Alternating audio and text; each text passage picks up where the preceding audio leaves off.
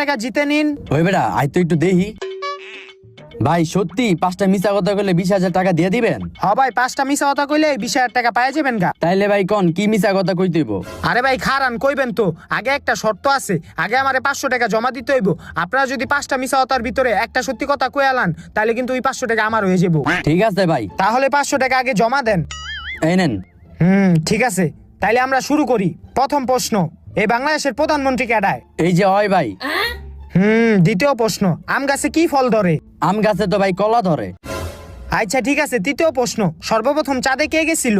এই যে ভাই আমি গেছিলাম। আপনারা তো 20,000 টাকা লইয়াই যাবেন। আচ্ছা ঠিক আছে, আপনাকেও কিন্তু 4টা প্রশ্ন হয়ে গেছে গা। এই লাস্ট প্রশ্ন। কি কোন ভাই 4টা প্রশ্ন হইছে, মাত্র 3টা প্রশ্ন হইলো। হ্যাঁ, আপনারা সত্যি কথা কইয়া দিছেন, এই 500 টাকা আমার। হ্যালো।